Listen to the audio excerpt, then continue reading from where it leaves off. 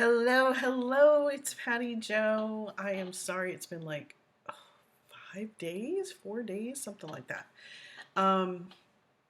Had work and I am now a vehicle owning person. Now I've just had the motorcycle for a while, but you don't go to the grocery store with a motorcycle. I mean, if you're gonna go like to like some far off one and you only get like whatever fits in your saddlebags or your backpack. Not a whole grocery trip, so you can't like go to Costco on it. Although I've been known to.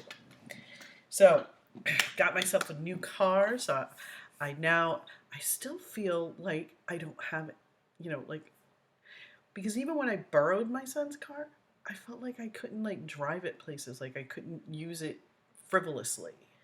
So I don't know, it's gonna take me a while to get used to being like mobile again, but there you go.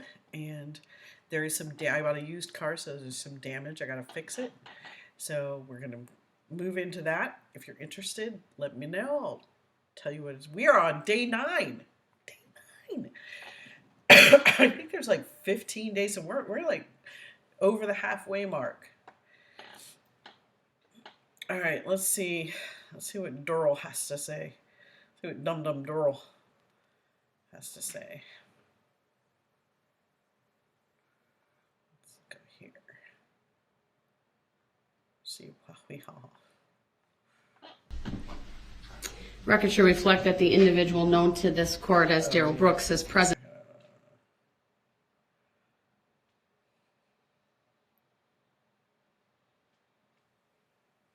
Okay.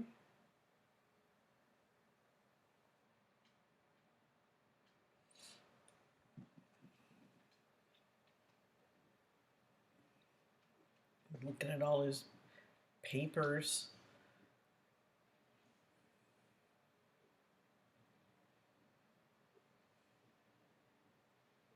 Got his paperback Bible.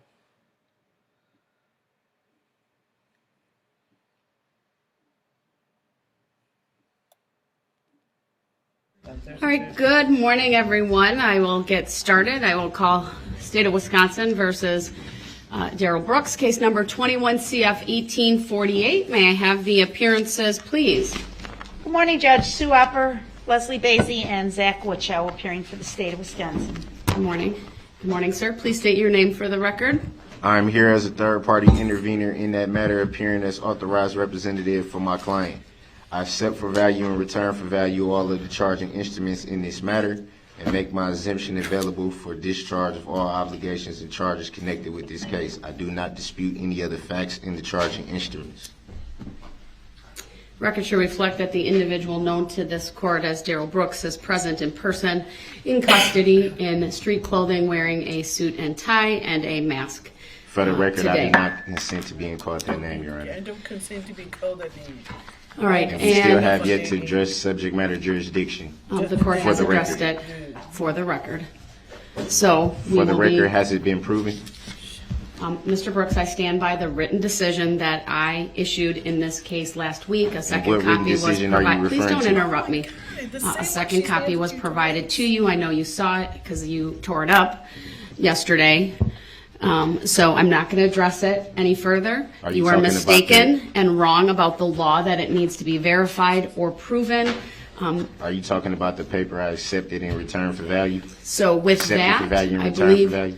Mr. Brooks, I'm going to continue with this trial, whether you believe jurisdiction has been proven or It has not been proven for the record. And it has. So It has with not. that, Detective Carpenter was on the stand, And it needs to be proven and I Gosh.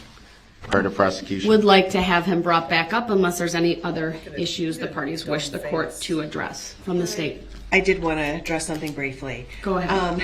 As the court knows from our short discussions yesterday, the state will be playing a couple videos of the defendants and his statements.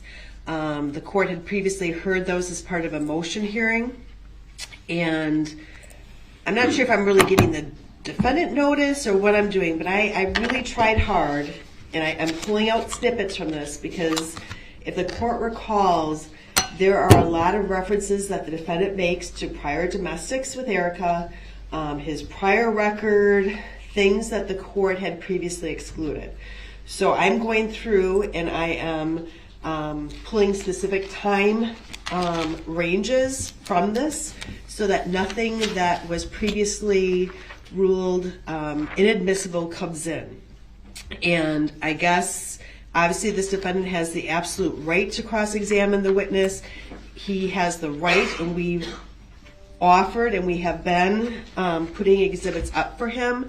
But I do want it to be noted that I would not be willing to have Mr. Brooks just say, oh, go to about the 7-minute mark, because if he even goes like 2 seconds before a clip that I had played or 2 seconds after, it could include information that was previously ruled inadmissible. And I guess what I would say to the defendant is the court has previously protected the defendant to make sure that things didn't come out, where he asked a question that could be construed as opening the door, and the court said, we're not going to go there, Mr. Brooks, and he got the message.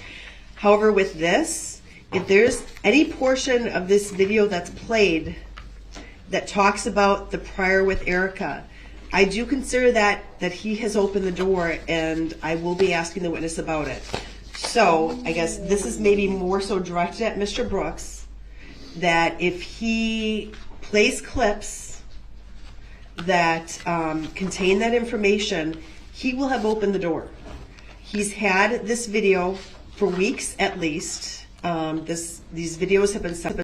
He understands opening the door exactly the same as he understands hearsay and subject matter jurisdiction. He does not understand it. He thinks it should go the way he wants it, only have information that he wants it, but the record should be clean and accurate. Subject to a motion hearing. I'm not sure exactly what access he had to them casting pearl before swine. I've reviewed the 5-hour video a number of times. I've been very meticulous in my timestamps that I'm grabbing out from here. And I am unwilling to have the defendant put Miss Gussie in a spot where he's kind of, well, around this point. He needs to give exact times that he wants started and stopped, because what happens is if he says, okay, can you pause here? By the time he says that, 5 seconds may have gone by, which may be enough to, some of these, if I would play 2 more seconds than what I have here, it would open the door. So I just want the defendant to realize that this is kind of a slippery slope here, and he proceeds at his own risk. And I'm not going to ask Miss Gussie to stop it at a certain time because I think something's about to be said. That's on the defendant. And if he opens the door, I can assure you, I will go into it. So I did want to put that on the record, Judge, not to be a jerk about it, but just once it's out there, I can't not address it. And if it's the defendant who brings it out there into the view of the jury, then I'm going to feel compelled to address it. And then I didn't know if the court wanted to go through the preliminary instruction that you had provided previously on the interpreter. My understanding is that Mr. Marquez speaks very little English. If you want to add the added paragraph, that would be fine for the state. I've had 2 discussions with him, and I would not say he is,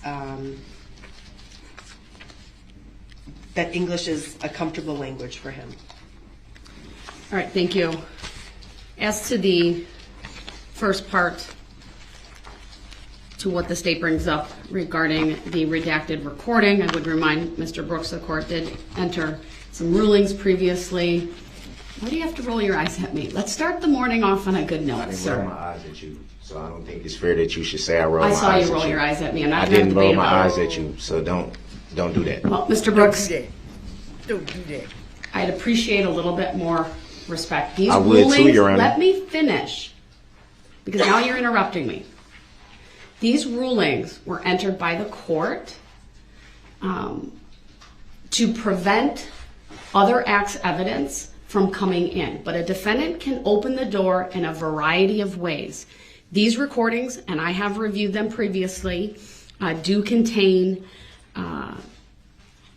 discussion and statements by you regarding these other acts.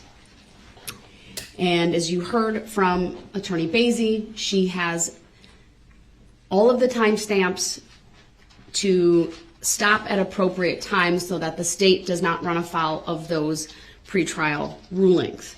You can open the door by asking questions, by asking for a video to be played, and not knowing those exact timestamps. I think it's important that I reinforce what the state has just advised you of, so that when you are watching the recording, as all of us will be, if there is something you want replayed and you want to cross-examine the witness about, that you know those time stamps, and then the state has graciously indicated they would assist once again in replaying portions of that video. I don't need a response from you unless you feel you would like to give a response to any of that. Of course. With all due respect, they're the ones that want to play the video, so I don't understand how I'm the one opening the door. They chose to play the video, so Fine. They're not going to play the entire video, though. They're going to redact out, probably stop, fast forward the portions that this court said would be inadmissible. So for example, if during your cross-examination of Detective Carpenter, you ask the state to replay a portion of the video and you say, go back to around the 7-minute mark, you have to understand that you may open the door, even inadvertently, to some of those other acts, evidence coming in. So what I'm telling you is, if you want any portions replayed, then, or if you ask for the entire video to be played under the rule of completeness, that you have an understanding that you would be opening the door to the evidence of other acts coming in. Potentially, I'll have to rule on it at that time. But so be mindful of the timestamps.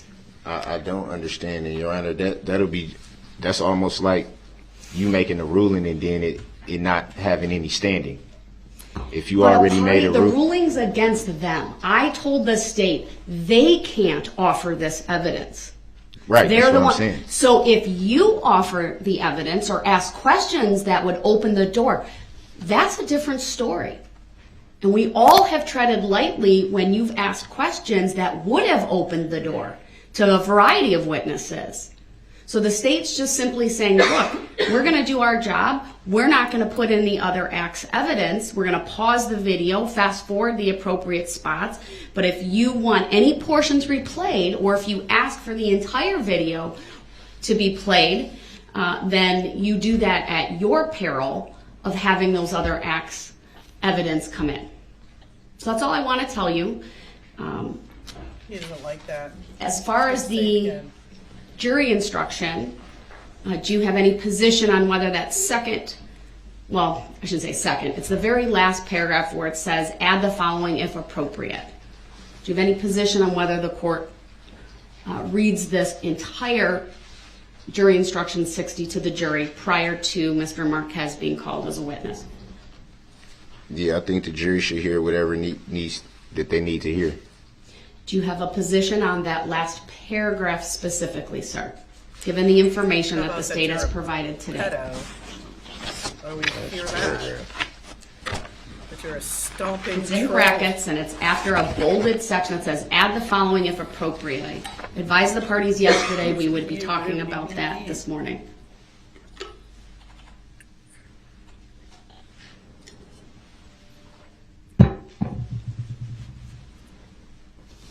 He's really reading because his head's moving.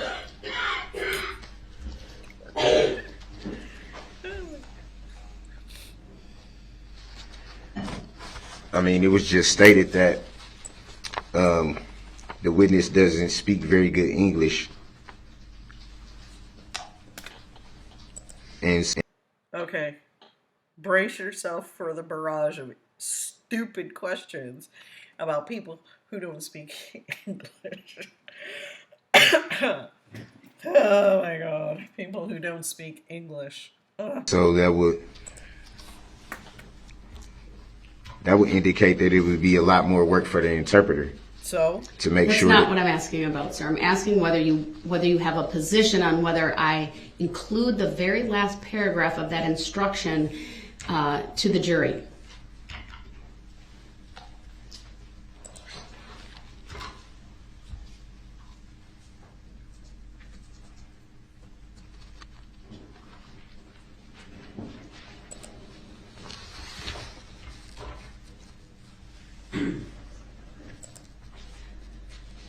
No, I don't feel like that needs to be read to the jury.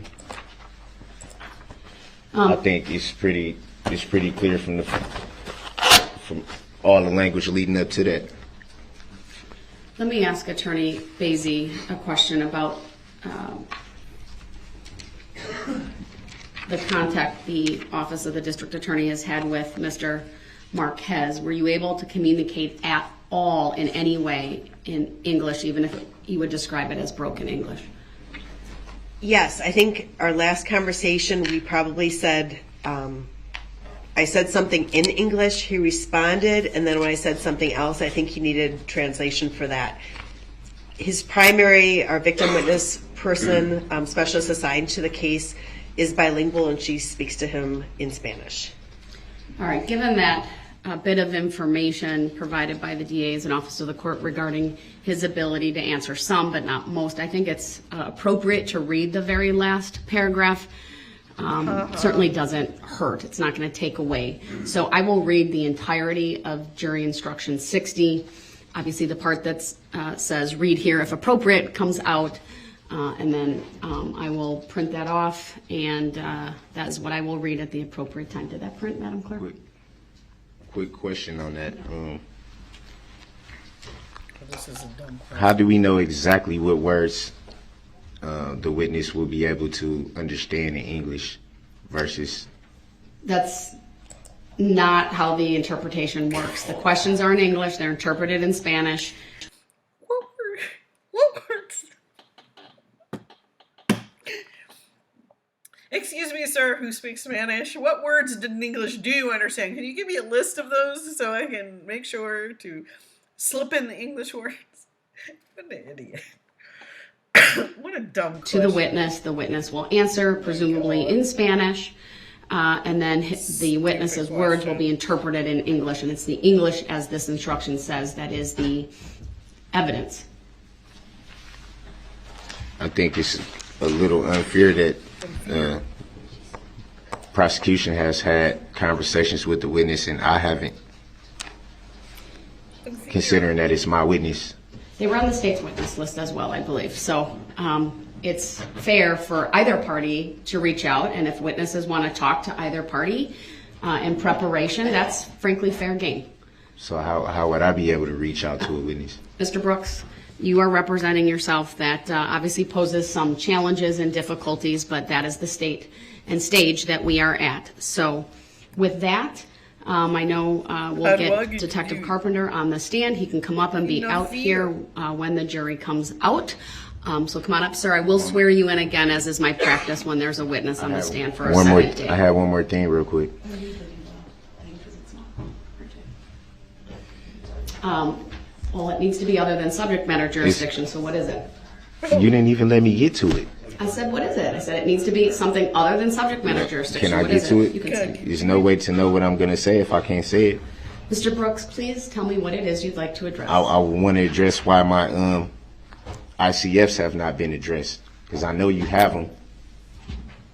Why have I not gotten copies? I've gotten copies of every other ICF. Why not the recent ones? Sir, I am not going to be the intermediary anymore for ICFs that are directed to the clerk of court regarding copies. That's not explaining why I haven't I'm not even the been keeper of told the if record. So they've if there's been something received. you want me to address, then you should address your ICF to me and not the clerk of court. Well, where is the ICF? Sir, if I sent it, I should be able to get a copy. I've gotten copies of every single one. You need whether to they were ask addressed, for that from the clerk of whether court. they were addressed to you or whether they were addressed to the clerk of courts. I've always I'm not going to been address that told. further, Mr. Brooks. I'm not going to be the intermediary when you have questions to the clerk of court. So what's the point of me sending the ICF, me doing what you asked me to do, and sending them, and then not being able to know if they've even been received and get a copy of them, which I've been getting If copies you of did them not ever ask since. for a copy of the ICF, they don't have any obligation to I send it. I addressed it when I first sent it. I asked you on the record, did you receive it? Mr. Brooks, You I said- didn't receive anything because nothing has been sent to me. Well, So where's the if there's ICF? something that you need, then you should reach back out to the clerk of court. I shouldn't have to do But we're that not if I going to sent take it. up court time regarding an ICF sent to the clerk of court. Again, I will advise you once again, I did this the other day, if there's something case related, it needs to be addressed to me. If it has to do with the record, it needs to go to the clerk of court. And it was. Because I it was am sent to the not clerk of court. the But I still should be. custodian. I still should be able to be told if it was received and get a copy, which you've done that before every single ICF. And I told you I So why would does no it change? longer be doing that, sir, because of this very issue. It So you takes say up so court now it time. changes? So now it changes all of a sudden? No, it didn't change all of a sudden, sir, and you know that. So don't No, try to no. confuse Does the it record. change all of a suddenly? All of a sudden, Because I've been getting copies of everything I've sent, which is what you asked me to This do. changed last week, and you It know should. that. It shouldn't change. So no, I with don't that, know it. I'm bringing the jury out, and I'm not addressing this issue. So sir. I We're want the gonna copy of continue my forward. ICFs that I send. Send the request to the I don't clerk's have to office. send her another request. Where's the one that I just sent last week? All right, the jury is going to come out, so please be respectful. I will, but at the same time, you will. still have to. I did what you will. asked me to do. If you tell me to do something and I do it, and then now you're saying I'm not going to get a copy, which you've been providing them ever since you told me to do it. Oh, you're making my Mr. ears Brooks, the bleed. rules on that changed last week. No, You know no, it that. did not. I'm still supposed to be able to say if it's been received or not. So why should I have to send multiple ICFs to even know if they've been received? That's ridiculous, Your I'm Honor. going to give the parties the final version of jury instruction 60, which I will be reading at the That's- appropriate time. Come on, you can't change stuff at the last minute. You No, asked me Mr. to do Brooks, I something. did it as a courtesy, You and act- frankly, no. you're not courteous I'm not. to me. I'm not So even. the I'm jury's not even. coming out. I'm not even The referring record to should that. reflect that the I'm jury referring is to the coming fact. I'm out. referring to the fact that Nobody's going to do you a favor if you are a big poopy head. You're a horrible monster, and then you expect people to bend over backwards for you. you haven't even had enough Brooks, respect to tell Please me be it's been respectful to received. the jury. They're coming out. Okay, that doesn't mean that you shouldn't be able to tell me if my ICF has been received. ICFs that you told me to submit. You told me that. You told me that. Ladies and gentlemen of the jury, you will disregard the commentary by Mr. I Brooks accept at for this value in point. return for value this document. Just like you've been hiding everything from the jury that they The need to jury hear. will disregard. The court is not hiding anything from the jury. Yeah, you are. So, Yeah, you Mr. are. Brooks, please be respectful of the jury. They're And coming out. You should be respectful We of are what you asked are me to addressing do. issues that are not related to evidence They in are. this case. You asked me to do Mr. something, I Brooks, do it, please. and All then right. now it changes. Everyone can be seated. Thank you. This is ridiculous. Just like subject matter jurisdiction hasn't been trying for proved. a mistrial. Just like you're making judicial determinations that you don't have to prove on. anything by law, Hold on. which is a tacit agreement by you, Your Honor. Ladies and gentlemen of the jury, please disregard the statements currently Why? 'Cause being it's made true? by Mr. Brooks. Why? They 'Cause are it's true? Incorrect statements of the law. They Then are prove not that they're evidence incorrect. Prove. in this case. Where's the proof? Where's the legal proof? And you need to disregard them. Because you don't have it. And we are don't going have to legal continue proof. with testimony, Mr. Brooks. I warn I you, don't- do I don't- not Here. interrupt. I or don't we identify by will that have a name. discussion about whether you will continue to be here. I don't All right. consent to being called that name for the record. Detective Carpenter, please stand, as is my practice when a witness is on the stand for a second day to be sworn in again. Go ahead, Teresa. Please raise your right Lie hand. to the jury. Do you solemnly swear that the testimony you're about to give He shall doesn't be the want truth, this the guy whole to truth, say and nothing one but the more truth, so help me word. God? Yes. Thank you, sir. He definitely doesn't And just want for the that. record, please state your name for day 2. Detective Jay Carpenter, JAYCARPENTER. All right, thank you. Go ahead, you may continue. Sir, yes, sir. Okay, so he does not want this guy to say anything. He is completely flipping out. He does not want any of that interrogation. He didn't even know he was on camera. And the proof is going to come up where he doesn't even know that this is a possibility. Oh, what's my bag? So he is having a terrible tantrum. Darryl's terrible.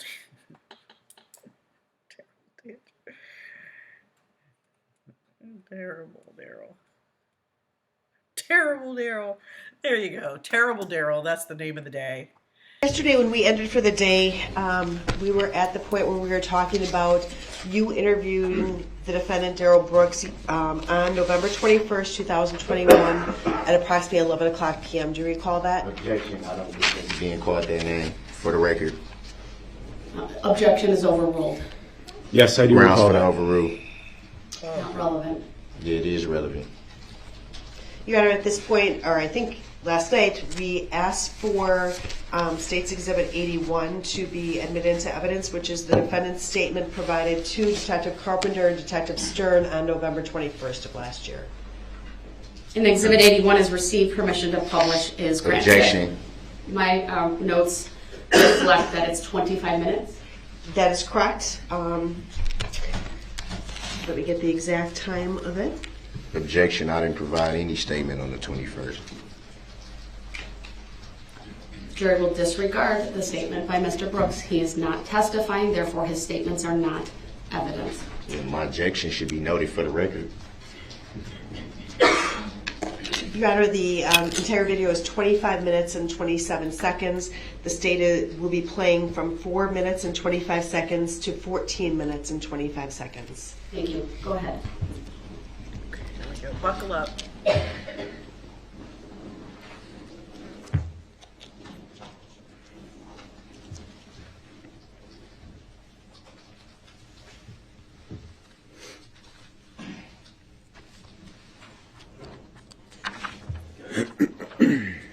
So before it begins, I just want to clarify, we had talked about it last night a little bit.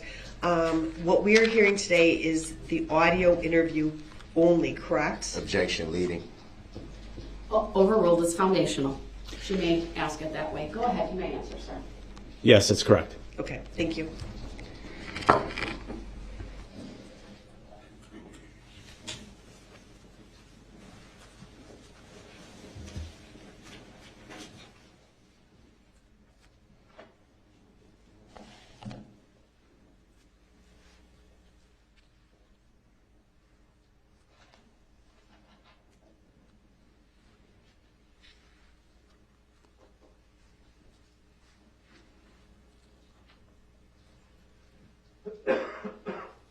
They started it?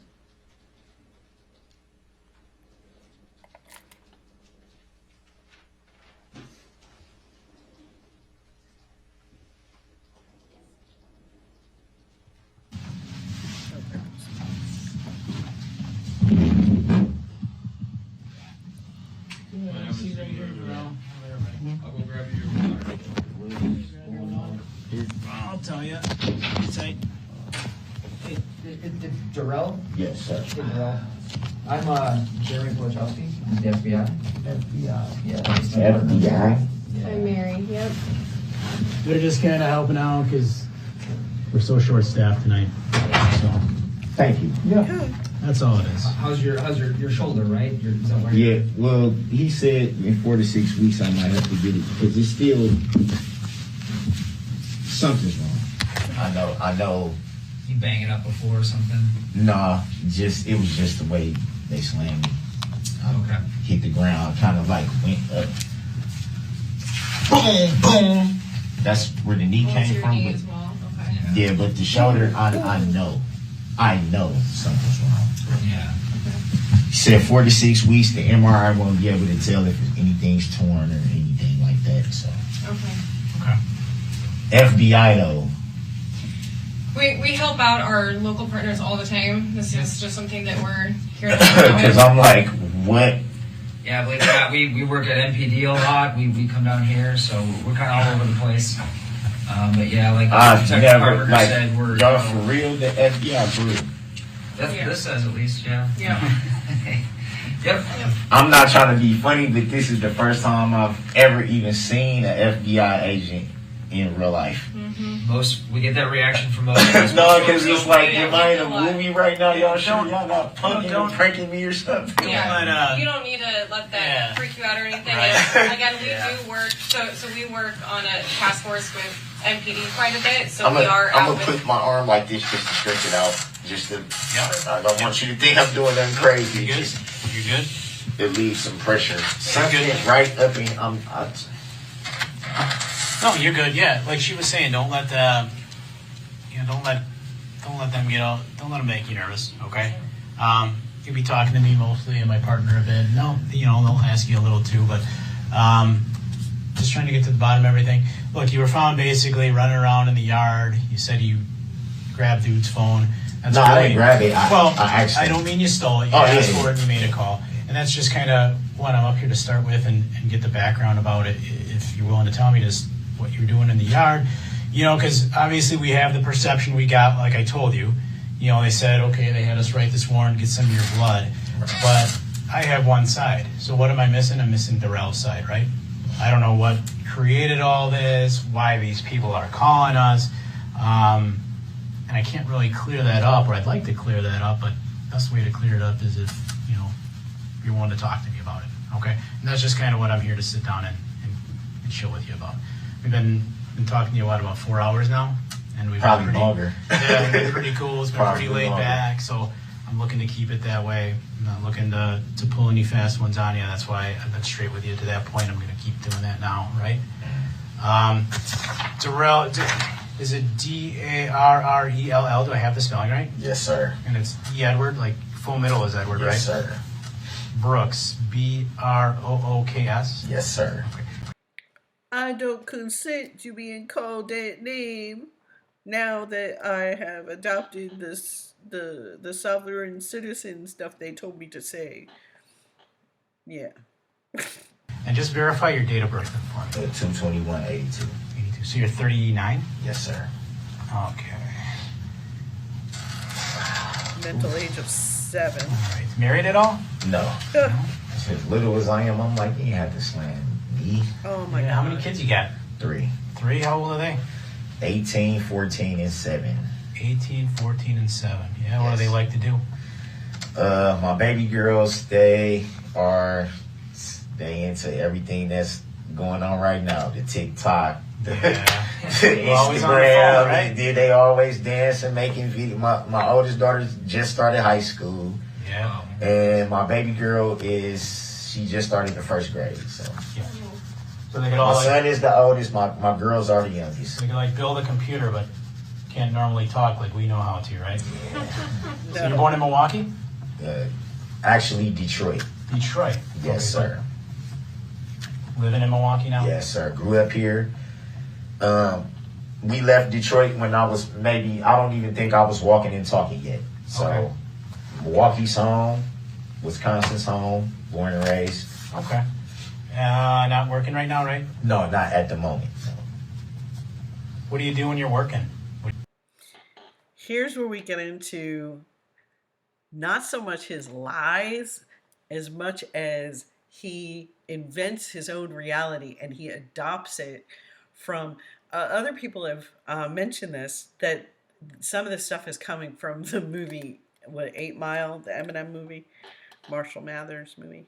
What do you consider your job? The last job I just had, I was working at a sheet metal place. Okay. Basically just they would have these hook things, you just basically, it's strenuous because you got to do a lot of lifting, and it's a lot of heavy lifting, but you basically just hanging these pieces you never on worked these in hooks, your life. and they're going through the thing, they're steaming them, painting them, then you come back around and then you just box them up and load them. So you're not married? No. You have a girlfriend? Yeah. You live with her? No. What's her name, your girlfriend's name? Her name is Erica Patterson. How does she spell it? Erika. P-A... Yeah, Patters. Sorry. Okay, and it's 4014 North 19th Street in Milwaukee. Do I have the right address? Yes, sir. Is that an apartment or a house? It's a house. Okay. What's the zip code there? 53209. Okay. And last grade you completed in school? 12th grade? Okay. Graduated high school? Yes, sir. What school did you go to in Milwaukee? Riverside. Riverside? Yes, sir. Milwaukee Riverside Tigers. I see you smile. You know about Riverside, man? I heard things. We kicked y'all button football. It was West Dallas. Were those words? I don't think we play Riverside. Yeah. Okay. All right. So yeah, I appreciate all the cooperation and all the good dialogue we've had, to this point, Darrell. Being that you're sitting here and I had some handcuffs on you before and all that jazz. Absolutely. You familiar with your legal rights? Yes, Have you ever had those read to you before? Yes, I have. Okay. So as you can see, they're written on this paper. So because, if I was sitting here and talking to you on your couch, we wouldn't have to worry about this. But because you're here, not in your home, it's kind of a thing I got to read to you. Okay. And again, it's just something I got to read to you before I kind of get your side, or hopefully get your side here, and love to hear your side. I'd like to know what Darrell has to say about, okay, we got some people calling us saying this, he said, you made hundreds before. No, I wasn't driving. Someone thought you might have been. He had to get that warrant. He ended up calling a guy just to use his phone, kind of loitering around, and just, how you ended up kind of being there. That's what they say. No. I was going to say, I knocked on his door to use his phone. Yep. Right, but it probably wasn't him that called because he got his phone, but someone was concerned about something. So just trying to figure out what's going on down in that neighborhood. Does that make sense? Yeah. Okay. All right, Darrell. He kind of, like I said, that wasn't probably the best, but I was just like, I need to get an Uber. Yep. I have money on my Cash App card. Yep. So I'm not trying to rob anybody. Sure. I'm not trying to break it in. And obviously you can tell I'm not drunk. I'm not, I was just trying to escape from the scene of my last crime. Yeah. Uber. Under the influence of anything. So. Okay. All right. So basically what it was. Okay. All right. In regards to these, Darrell, then, do you understand that you have the right to remain silent? Just answer everything with a yes or no. Yes, sir. Okay. And then I just write down your reply. You understand if you give up that right, anything you say may be used against you in court? Yes, sir. Do you understand you have the right to consult with an attorney and have an attorney present during any questioning? Yes, sir. Do you understand if you cannot afford an attorney, one will be provided to you by the court? Yes, sir. Understanding the above rights, Darrell, are you willing to speak with me, us, primarily me? I'm the one that's going to be doing most of the talking probably. I just want to know a little bit more about what's going on. Just a little bit. Because like I told you, I know very little. I just know that, you were down in this neighborhood, someone called, they didn't know what you were doing down there and things like that. So I got limited from their side, but I'm looking to see, what you have to say about it. I'm looking to see, maybe the caller was just on some BS down there. I don't know. I don't know. But I can't really show the court that if I don't have, if I haven't talked to you. So that's why I'm here, just to kind of see what you got to say about it. Get your side of it.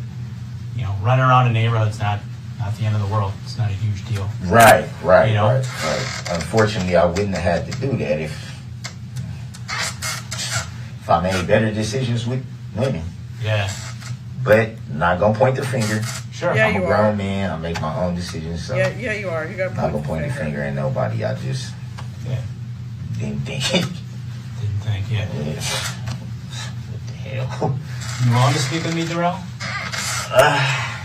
Not right now.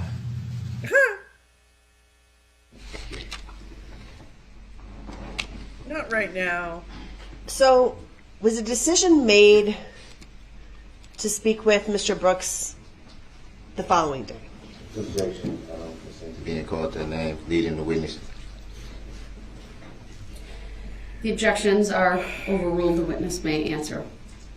Yes, ma'am, it was. Now, when you spoke with the defendant on the 21st, what did you have some general information as to casualties from the parade? Yes, I did. What information did you have at that point? At that point, not all the information was in yet, but I knew, as I stated in previous testimony, our emergency department was very full. I knew there were significant injuries to many people. I knew some were deceased. I did not know the exact number at that time.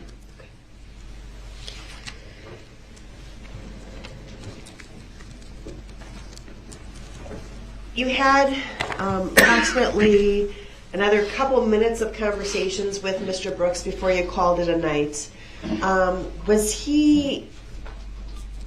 What was the vibe that you got from him during those couple minutes? Objection. I don't consent to being called that name as leading the witness.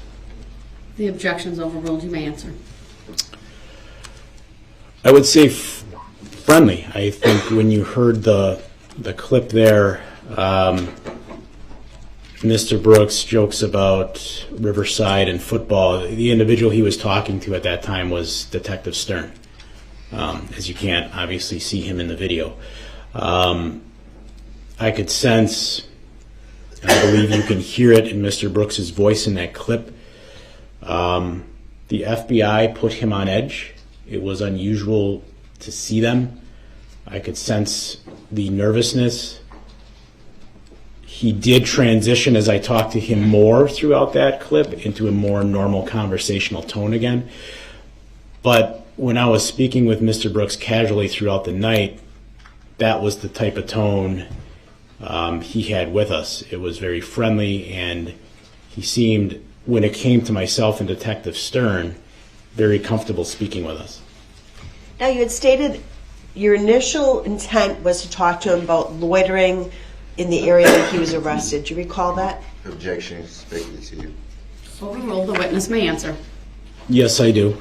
Did Mr. Brooks at all talk to you about the loitering in terms of what the focus of your investigation was that night? Objection. I don't consent to being called that name as leading the witness.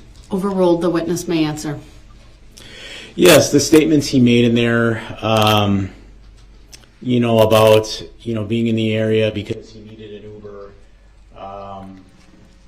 He says more, to us about not knowing the area of WAUKESHA. He doesn't know the streets, things of that nature, and he just needed an Uber to get home.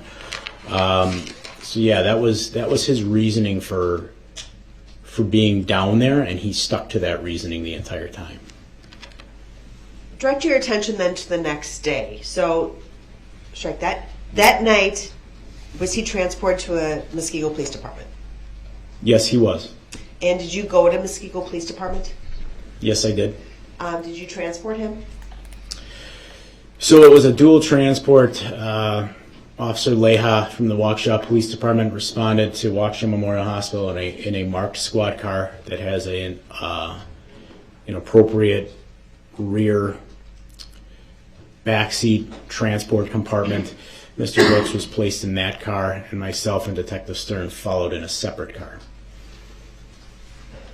So that comment is very important for them to say and get on the record. There's very little that, they have to, validate, but appropriate transport of people in custody is huge. The entire, I don't know, people call it unrest and some people call it riots and whatever that happened in Baltimore after Freddie Gray is specifically and directly because of the way police transported that person and did not secure. And even afterwards, there are people in what they deemed at one time to be appropriate transport with the person cuffed, and then if the van stops short and there's somebody even after Mr. Gray who hit their head on the front of the back of the van and was hurt. I don't know if he was killed, but I'd have to look into it. But documenting and putting on the record that they had to go in two cars and the reason was so that he was in an appropriate vehicle to be transported is actually something that really needs to be said and validated by the police, because they do transport people in compromised positions that they can't wouldn't be able to help themselves or stop themselves from being injured have you not been restricted in those ways, specifically handcuffs and specifically hands behind your back. So important, tiny little fact, but important. Once you get to City of Muskego Police Department, do you do anything there? Objection, leading. Overruled. You may answer. Not the first night. Myself and Detective Stern stood by while some basic medical questions that were part of Muskego Police Department's policy as far as holding a prisoner were asked of him. I was there until Mr. Brooks was placed into his cell. Once Mr. Brooks was in his cell, I explained to him that me personally, would be returning the next day to speak with him more and give him more information about the investigation. Did Officer Leha end up staying at the Muskego Police Department with the defendant? Objection, respectfully to you. Overruled. Yes, he did. Why was that? Objection, leading. How's that? Overruled. That was Muskego's request, being Mr. Brooks was, because of the transition and we did not have our own municipal lockup facility, we requested to use Muskego Police Departments and they allowed it. But being Mr. Brooks was technically in our custody, they requested that one of our officers stay there to do the monitoring and the jail checks. So did you return to the City of Muskego Police Department the next day, November 22nd, to speak with Mr. Brooks again? Yes, I did. I don't consent to being called that name. Overruled. You may answer. Yes, I did. Did you return with anyone? I returned with Detective Ben Stern. Now, what was the plan for this interview? You had said the previous day the intent was to kind of start very low, just looking at loitering. Did you have a plan going into the interview on the 22nd? Objection, leading. Overruled. I did. What was that plan? So the plan was different from the prior day. So the interview with Mr. Brooks on the 22nd didn't start till about a little after noon that afternoon, 12:11 p.m. to be exact. Around 8 a.m. that morning, there was a briefing with all officers that were involved where I learned some additional information. One of the things I learned that morning was that there was a domestic abuse incident that had occurred between Darrible Brooks and Erica Patterson, something I was not aware of when I was with Mr. Brooks during the evening hours of November 21st. There was also much more information at this point in regards to the parade incident. As I had stated in my earlier testimony, it was very, very chaotic that first night between radio traffic and what I could hear going on down in the downtown. As I had stated, it was really unlike anything I've ever been involved in. But by Tuesday morning, the 22nd, we had narrowed it down to basically just Mr. Brooks, that there were not 4 people in this car. We were looking at one man. So he was now a suspect in the domestic abuse and driving in the parade. So I chose to begin the interview on the less serious matter, that being the battery charge that he was looking at with Erica Patterson. Now, you said Tuesday the 22nd. Monday, excuse me. Okay, thank you. And what do you try to do when you're meeting with someone? Do you try to establish any type of rapport with that person? Is that helpful? How did you approach this interview on the 22nd? Objection, leading. I'll sustain us in the form of the question. It was actually compound, if you could rephrase. How did you approach the questioning of Mr. Brooks on the 22nd? Objection, I don't consent to being called that name. The witness may answer. So when I began to speak with Darrible Brooks on the 22nd, I began with some very light conversation. I explained to Mr. Brooks that I had more information from the previous day. I explained to Mr. Brooks that his girlfriend at that time, Erica Patterson, had made some domestic abuse allegations against him that were physical in nature. I didn't indicate to him exactly what she said he did, but that there were physical allegations. I explained to Mr. Brooks that there's always 2 sides to a story, and that, a lot of times in my experience as an officer, it can be about perspective. There's side A, there's side C, so to speak, and maybe B, somewhere in the middle, can be your truth. And I basically just implored him To be honest, I touched on the fact we had talked extensively the night before about things such as him enjoying baseball, him having watched the Packer game, him having been disappointed by the result of the Packer game. And in situations such as interrogations, I think it's always important to let a person know that obviously I'm an officer, but I'm a human being, as are they. And you want to try to not let them see that barrier and feel comfortable talking to you. I think in any interpersonal relationship in society, there needs to be rapport. And I try to establish that before getting into the specific details of the crime at hand.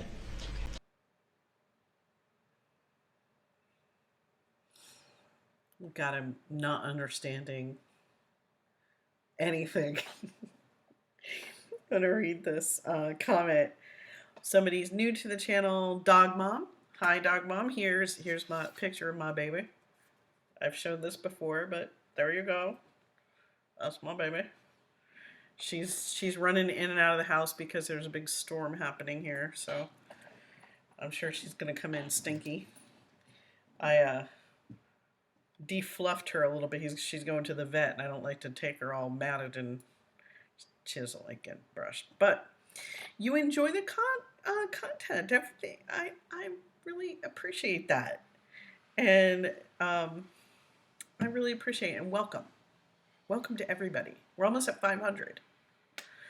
Let's see if Daryl is less confused in a second. Daryl.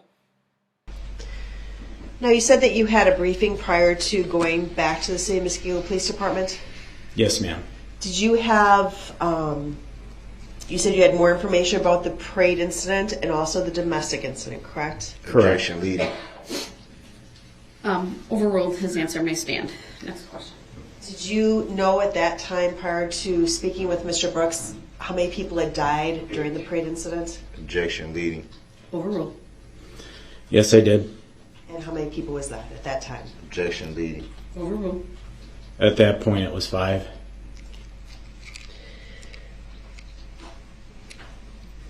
So did you confirm, again, personal information for the defendant before starting the interview? Yes, I did. Did you read the Miranda form like you did the night before? Yes, I did. I'm going to show you what's been marked as State's Exhibit 174.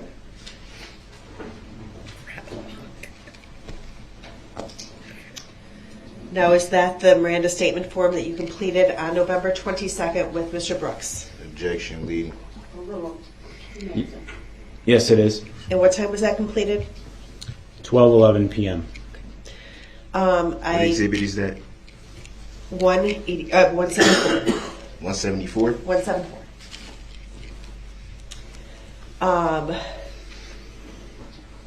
And did you read that form to Mr. Brooks? Objection. Overruled. Yes, I did. And did you read that form to him in its entirety? Yes, I did. I'd ask that Exhibit 174 be moved into evidence. Objection. Relevancy. Exhibit 174 is received. Now, when we look at Exhibit 174, it says spouse's name. It says Erica Patterson. Do you see that? Objection leading. Sustained as to the form of the question. You did not ask the publish. I did not. I just want to make sure that's what you were not looking to do. Correct. No. Okay. Thank you. There's a spot in this form that says spouse's name. Is that filled in? Yes. And what does it say? Objection leading. Overruled. The witness may answer. It says Erica Patterson. Did he say that they were married? He did not. He said that was his girlfriend, however.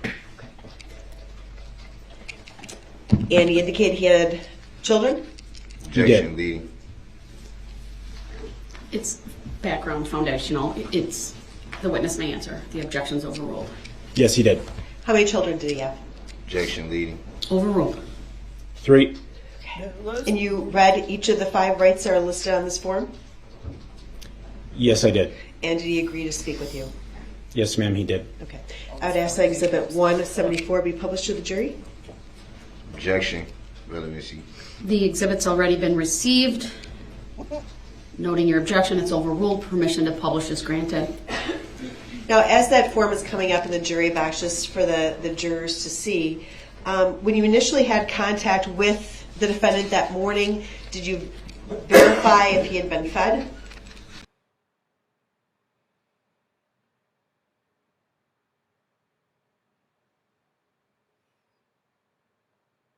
Objection. Speculative.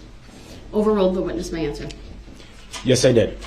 And had he been fed dinner the night before, breakfast that morning, lunch that afternoon? Objection. Hearsay. Overruled. Yes, he had. And was he complaining about any physical injuries? Objection. Hearsay. Overruled. How's it hearsay? Yes, he was continuing to complain about, excuse me, he was continuing to complain about the injury to his right shoulder, which he still at that time was asserting occurred when officers at the time of his arrest body slammed him. Now, with regard to the second interview, the one that took place on November 22nd, was that recorded? Yes, it was. And would it be fair to say that Did he really think that all the cameras that the police wear wasn't going to? Oh my God. I one time had to ask an officer on the scene of one of my medical emergencies, aka overdose, had his body cam on because I lost it. I was not polite. I was not flattering to the city of Baltimore. I was so angry at this person because there are people who they have, addictions, and we go and, I recognize them, and I even know their names and some even their birth dates. And then there are people who come in from out of town and they overdose on narcotics. And you're thinking, why? You're not like the typical have given up your life, your family for an addict walking the streets. Even the people who, live in some of the not so nice neighborhoods who may still be addicted. These are people who come in from out of town. Like they are traveling here or they travel for work. And we will find them in rental cars and and overdosed. So that was the case with this particular. First of all, I was working at a medic unit that was so busy. Oh my gosh, we never got a chance to sit down. It was like 10 till 3, and we finally get a break. There's nothing going on in our area. Nothing going on in adjacent areas that we have to help with. And I sit down, and like 7 minutes later, an overdose comes out a couple blocks. And so we go there, and it's this person who obviously he's got luggage, it's a fancy rental car, and he's totally overdosed. And I'm climbing in the car and I'm trying to help him breathe, and I'm giving him the medication, I'm trying to start the IV, I'm doing all this stuff. And then his phone starts ringing. He actually starts like moving around, and the phone drops and it picks up, and it's I don't know. It apparently something indicated that it was his wife, and I finally wake him up, and I was like, "What are you doing?" Well, I wanted to see what it was like in Baltimore. What was like in Baltimore? What? The narcotics? It's a poop show. And I'm like, I said, you are in this expensive rental car. You obviously have luggage. You don't belong here. And you could have, these people who you probably bought this stuff from, they have no like connection to you. They don't care what happens to you. You're lucky they didn't take your expensive rental car and run over your head while you're overdosed while they're driving it away from you, because there's no connection between you and this town whatsoever. Like, they could have done like anything. Like, these people can take your money, can take your things, and you would have no way of getting it back. And you may not be found for hours, days, and I may not have found you overdosed someplace in an alley or somewhere where they kicked you out of the car, or where they sold you whatever. So, and as I'm having this complete tirade, totally unhinged, I look up at the officer and I said, you turned off your camera, right? Like, this is a private conversation between me and my patient, right? Because I'm like, here is your, take this home and show your wife what you did in Baltimore. And I gave him one of those take-home Narcan kits that we give to the citizens so that we can hopefully save more of their lives.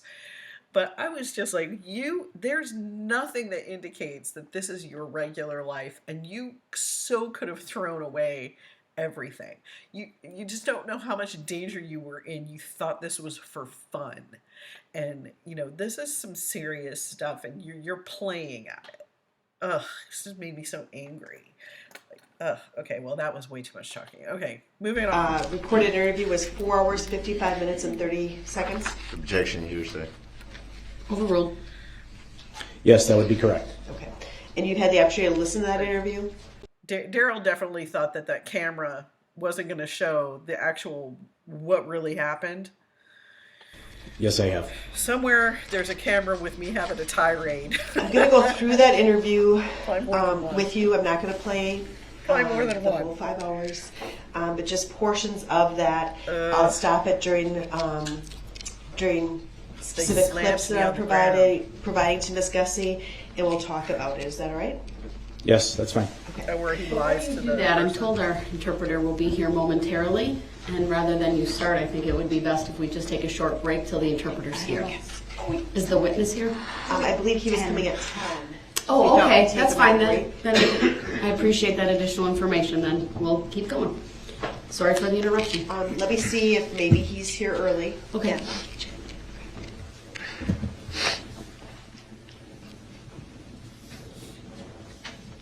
So we're just going to hear Daryl lie.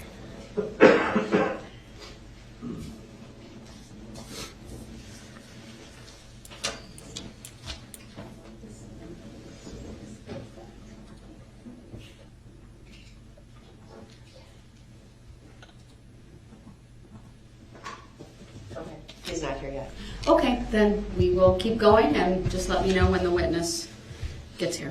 Okay, you can take this exhibit off the screen.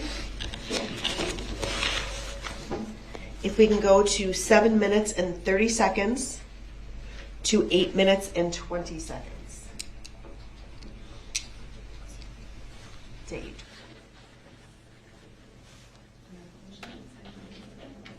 Now, before she starts it, is this the interview room that was at the San Diego Police Department? Yes, it is. Okay.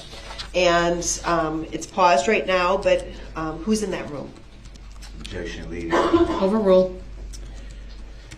The person in that room in the red t-shirt with the mask partially covering their face, longer braided appearing hair, is Darryl Edward Brooks.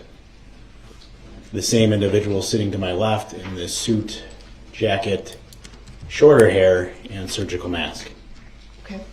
And the other two people depicted here? The person, as you would look to the screen to the left, is myself, and on the right is Detective Ben Stern. Okay.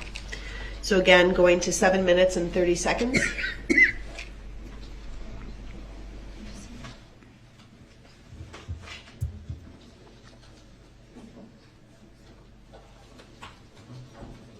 We're going to play it, but not with sound, until 7 minutes and 30 seconds. Go ahead. Okay. So it now is at 7 minutes and 30 seconds. If we can play until 8 minutes and 20 seconds. Hang the metal pieces on the little machine thing that comes around. They take them, the pieces go through like this little steamer type machine thing, and then they paint it, and then they come back around, and we just take them off the hook and just put them in the box, load them up, put them back on the truck. It was 4 on, 3 off, so that was more ideal because that's a great schedule. I mostly have my children the back half of the week. Sure. But since all this, I've been having them every day. So it's like, How old are your kids? my son is grown. My oldest daughter is 14, and my youngest daughter is 7.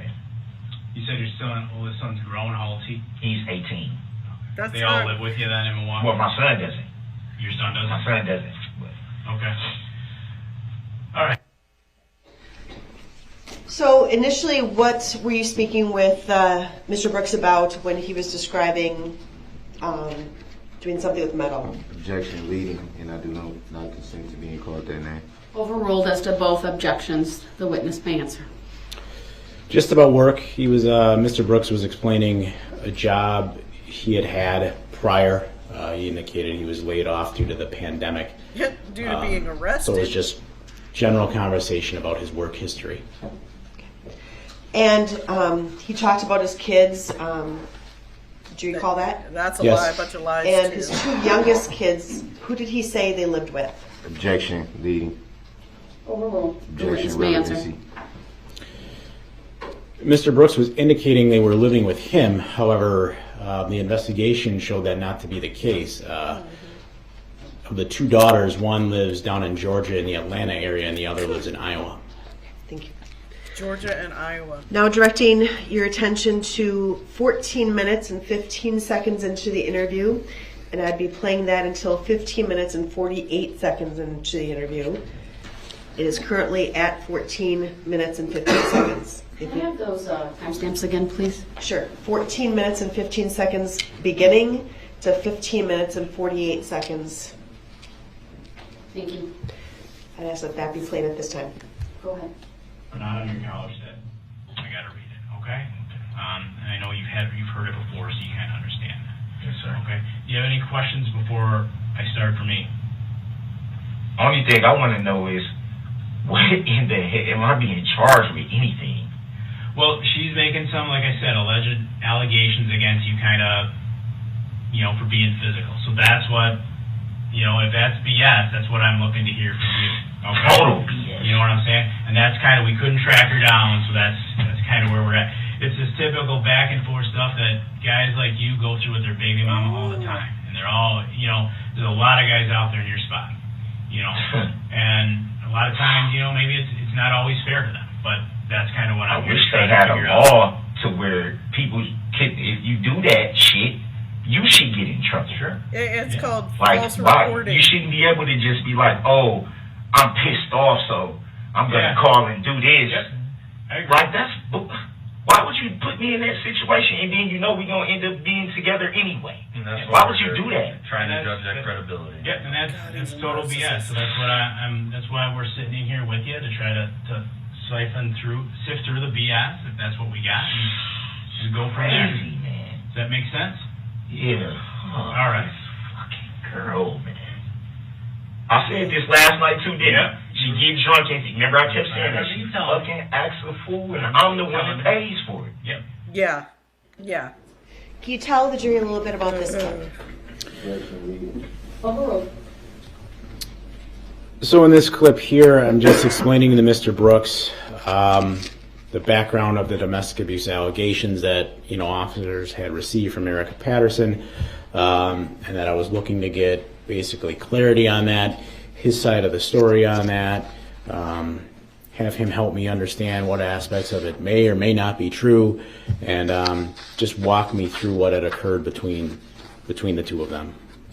Again, although we're approximately 15 minutes into the interview, have you mentioned anything about the parade incident or any victims? Objection, leading. Overruled. The witness may answer. I had not said anything about that at this point. And why was that? So what I wanted to do with this interview, as I stated in my earlier testimony, I wanted to start with the smaller things and get to the bigger things. The parade incident with the injuries of the individuals and the loss of life was obviously very serious. Part of what I believe as an investigator is very important is gauging credibility into the interview. And one of the ways you do that is you need to be careful. Obviously, at some point, if I'm going to take Mr. Brooks to jail, I have to tell him what he's being charged with. But I want to be very careful in giving too much information early on, so that I'm not leading him, so that I'm not giving him the opportunity based on information to create lies. I want to see how he reacts to things to help me gauge whether he's being truthful. And I found starting with the smaller aspect and seeing how truthful he was with that could help lead me into the more serious allegations and see if he was going to be truthful about those things as well. Now, as I watched the snippet of the video that we showed, at one point you had indicated, guys like you get into these kind of situations with girls like that, or something to that effect. Do you recall that interaction in this video? Yes, I do. What do you mean by that? Or what were you trying to establish by making that statement? Again, as I had stated in my earlier testimony, part of what I believe is important is simply building a rapport with an individual. Again, you always have with any individual in any interrogation, there's the natural barrier that can occur with them seeing you as a law enforcement officer. I've been doing this job for 18 years. That was not intended on any way on my part to suggest to Mr. Brooks that everything his girlfriend was saying was a lie. I just wanted him to feel comfortable telling me the truth, whatever that truth was, man to man or person to person, human being to human being. Lying. Directing your attention to 30 minutes and 26 seconds and playing this clip until 40 minutes and 30 seconds. Let's do that now. Objection. Wasn't it just said we was 15 minutes in the interview? Why is it playing from 30 minutes? Your objection is noted. It's overruled. Again, that's 30:26. It doesn't matter because they're skipping that. It doesn't matter. They're skipping that.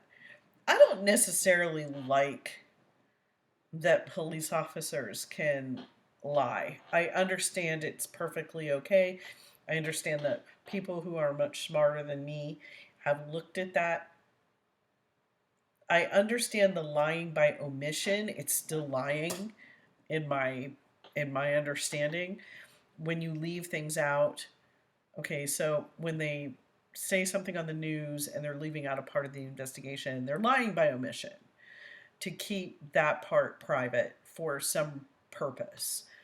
That makes sense to me.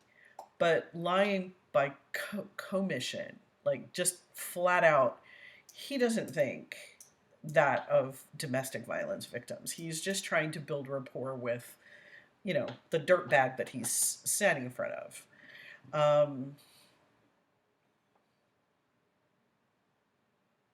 He's not talking to him person to person. He's talking to him as a law enforcement officer.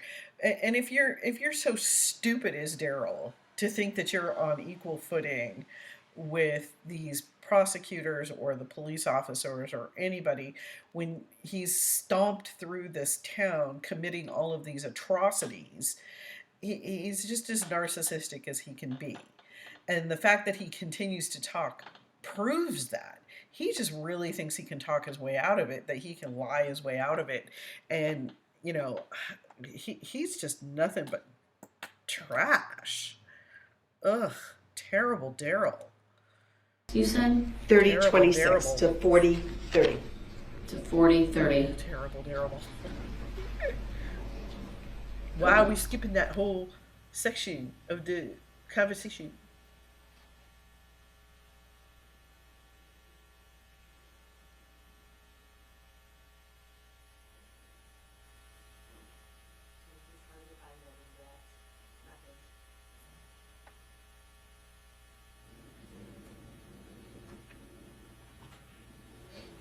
No. What brought you to Waukesha yesterday? How did you get out here?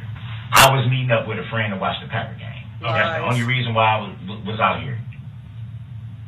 Where did you go to watch the game? To a friend named Stephanie. Stephanie. He doesn't have any friends. A house, a bar, or A house. Lies. Yeah, I don't mean to make you uncomfortable or anything, but what's the address there? What street I is it have on? no idea about WAUKESHA. I don't know the street. What was it near? I knew you had to see something near it. So what was it near? Like a gas station? Have you been to the house before? No. Never before? No. What's Stephanie's last name? I have no idea. I have no idea. When did you guys set this up? Maybe a couple days ago. Okay. Like I said, I have a few friends. I have a few friends in Milwaukee that have people out here, so Okay.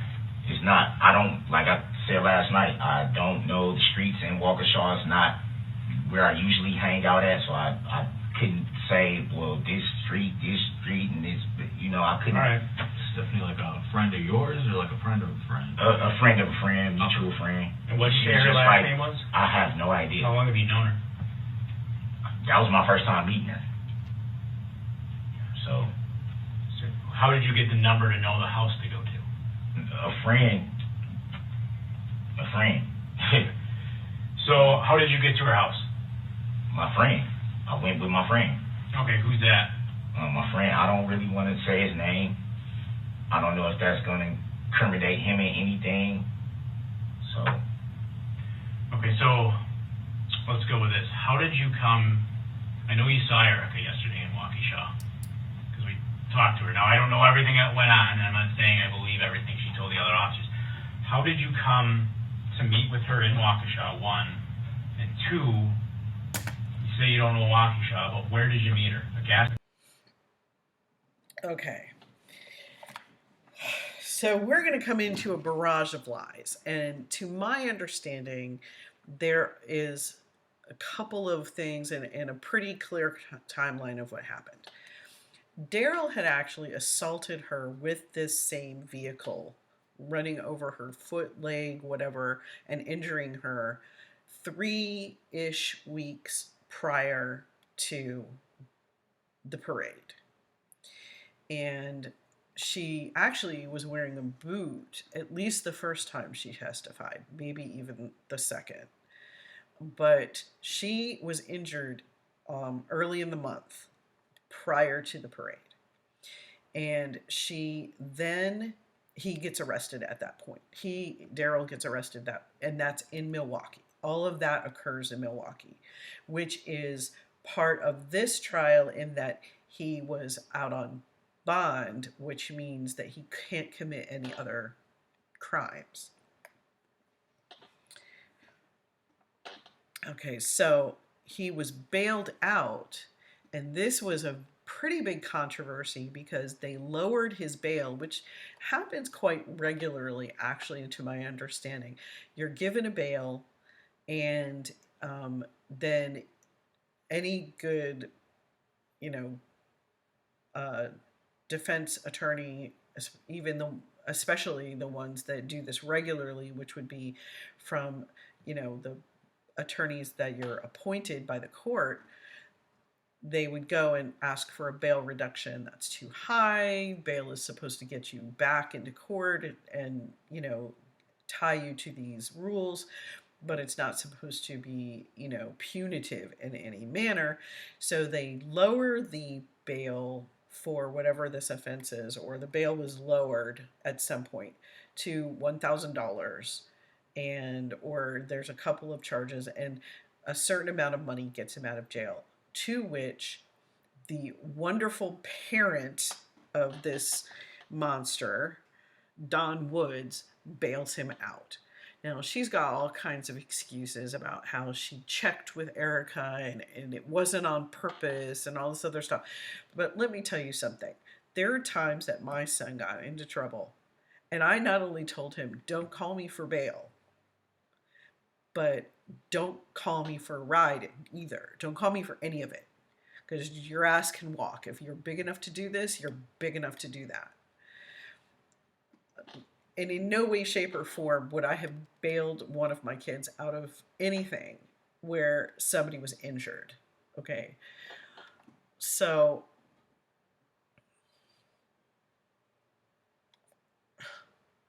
He then feels that Erica should have paid that bail. Why he narcissistically can do the mental gymnastics to think that the victim of the crime should be paying for it, he just blames her for everything that's happened wrong in his life.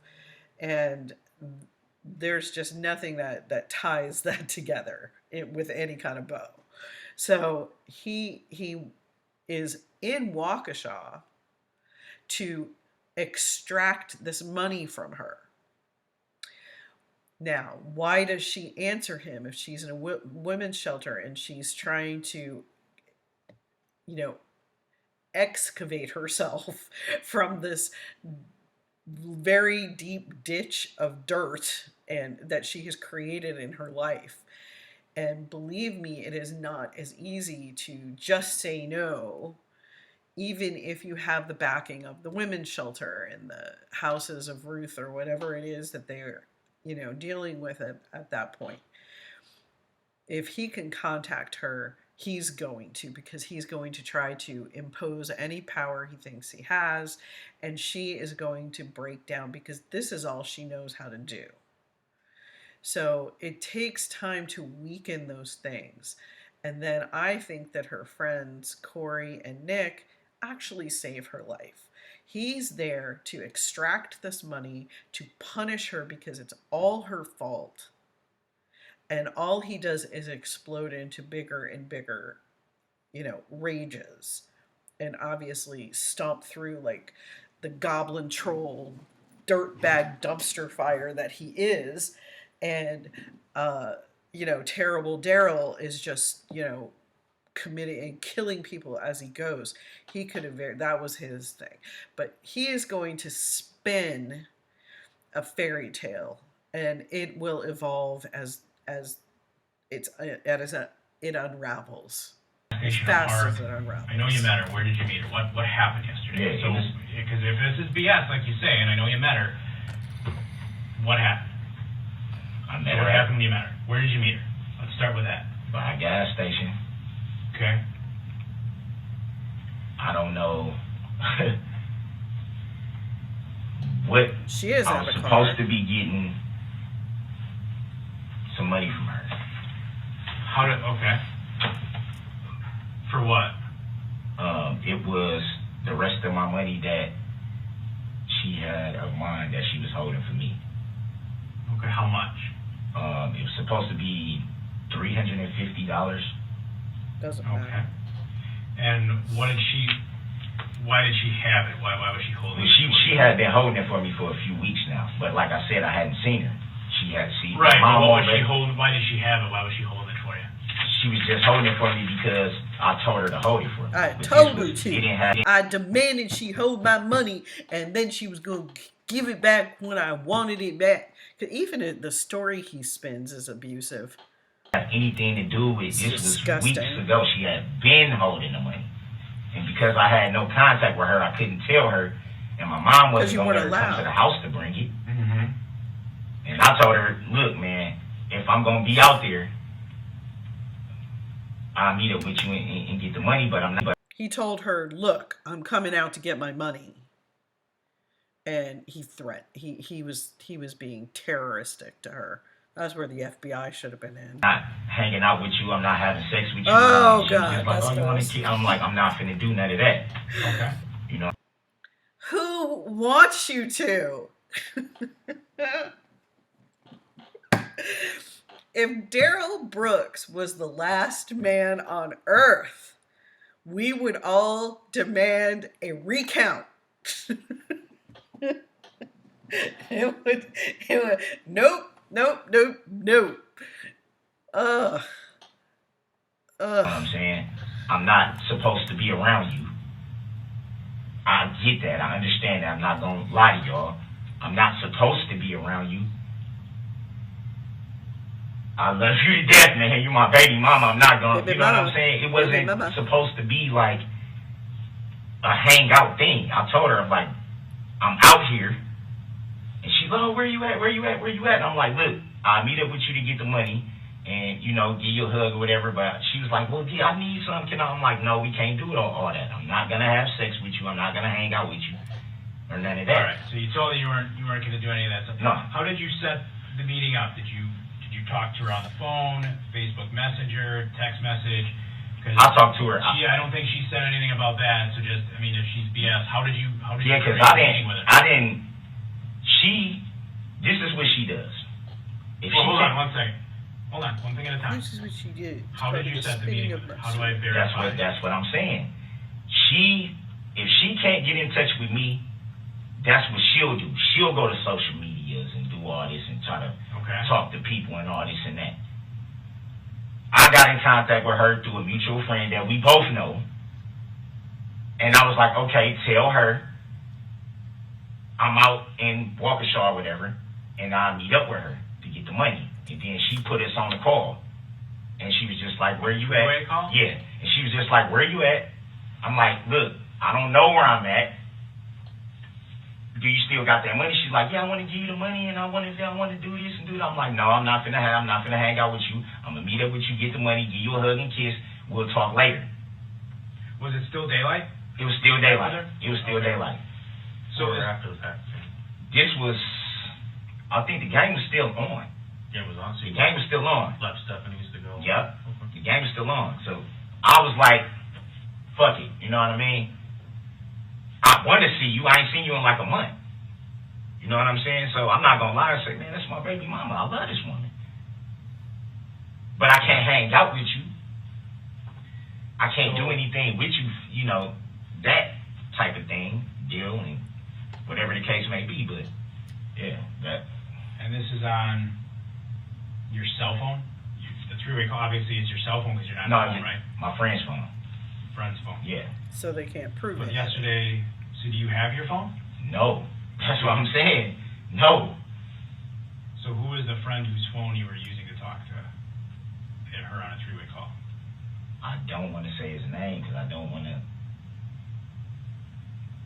Okay, I guess, so you saw her, though, right? You met up with her? Okay. So, how did the conversation with her end? With me walking off and her being pissed off that I didn't want to hang out with her. I said, look, I'm not supposed to be around you, I'm gone. Okay. When she Whose said, car did you use to get out she there? said I didn't have a car. So whose car did you use to get to WAUKESHA? My friend is the one that said he was gonna go hang out and watch the Packer game. I said I'm gonna go with. Okay. Whose car did you use to get out to WAUKESHA? I didn't use anybody's car. Where does your friend live? My friend lives in Milwaukee. So you didn't walk to WAUKESHA. Whose car No. did you guys use? My to get friend, out? I just said my What friend. type of car did you have? I'm just trying to figure out how you got here. Yeah, I know, but it seemed like you trying to like spin me up or something. Like I'm just asking how you got here. Whose car did you drive out here? I didn't drive at all. Whose car did you come out here in? My friend. Okay, right. What kind of car is it? So here's the thing, Darrell. Okay. Obviously, you know, she's coming at us. I told her she's talking about some domestic related issues, okay? You know, and I don't know if she's on BS. I don't know if she's not. I'm telling Hold you. on, let me finish. Okay. Let me finish. I don't want you to get... Yeah, because Hold on, let me finish. You know, I don't entirely know all that, okay? I'm just right now trying to figure out how you got out here. So I got to step out with my partner for a minute. Just relax. I don't want you to get you all nervous, okay? But, you know, I'm not trying to be confrontational, but I don't think when you meet her out in WAUKESHA and you're not from WAUKESHA, I think a reasonable question is to ask, how did you get out here? Yeah. Whether you drove, someone else drove, and if so, when you got out here, what type of car you were in. So just every hour or so, my boss, he knows we're out here. I just got to call him and say, yeah, we're talking. I'll call you back later. Just got to step out, throw in a line with him, and we'll come back. Just chill out here, enjoy your soda. We'll be right back. All right? Sound good? So we done talking or? No. Come Just back and talk. chill out, and we'll be back. You just gotta make that back in that cell. I just got to make that call. That check-in call. All right? In the middle of the conversation? Well, do you want to tell me about the car? Just go another couple minutes. Yeah, but I I got to call him. I can come back, but I just... listen, I'm willing to listen. In other words, they're tired of this line of lies. They're going to give you some cool-off time so that you can come up with even more lies or decide to tell the truth. Carpenter, you been straight up with me. You been straight up with me, right? All I'm saying is I just want to know what I'm looking at and if I can just notify my girls. That's it. I don't have a problem with talking to you guys at all. I just want to know what am I looking at. That's I told you at the start, she called about some domestic abuse related stuff. Now, I didn't talk to her myself. I told you that at the start. You said she was crazy. We talked about y'all know that. Y'all talked to the woman. No, I didn't. I didn't. Oh, Other I apologize. You talked. Other officers that we listened to the interview. Slow down, Did Darrell. she look beat up? Did she look like, dude? Yeah. Darrell. Like, Yes, come on now, Darrell. man. Slow down, dude. All right? We can't explain it to you if you keep talking over us. You know what I'm saying? All right? I didn't talk to her. I didn't see her. Okay? Now, Okay, with regard to that clip, sir, we have a lot of talk about her, meaning her. Who is her? Objection leading. Overruled. The her in this case is Erica Patterson. So did you have some conversations with Mr. Brooks before this clip about his relationship with Ms. Patterson? Objection leading. I do consent to being called that name. The objections are overruled. The witness may answer. Yes, I did. Now, at the end of this video, not the end of the video, but the end of this clip, again, he is saying, what am I looking at? Do you recall him saying that in this video? Objection leading. Overruled. Yes, I do. Was this a theme throughout this 5-hour video? Objection leading. Overruled. The witness may answer. Yes, it was. Did he... You had stated initially when he came into the room he had complained about some shoulder pain.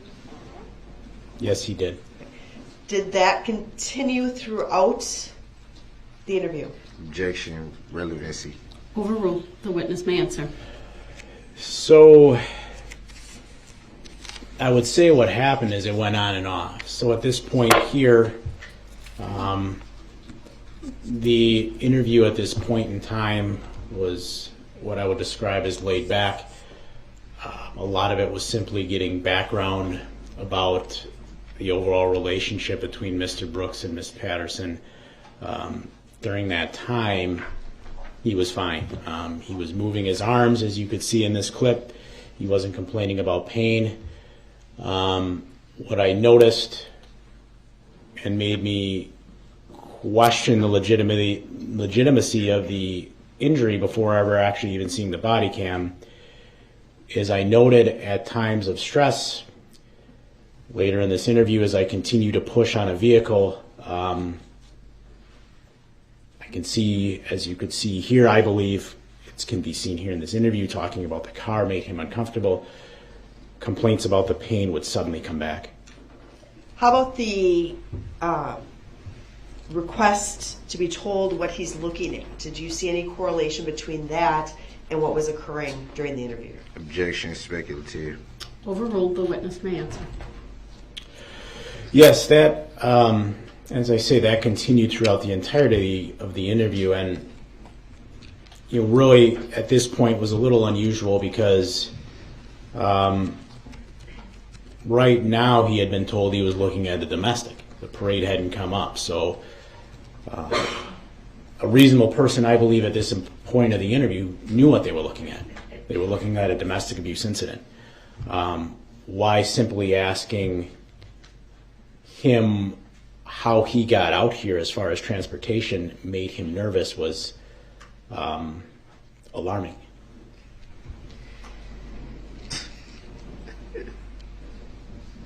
An example of him, you said that you had seen him using his arms a little bit in this clip, is that correct? Objection leading.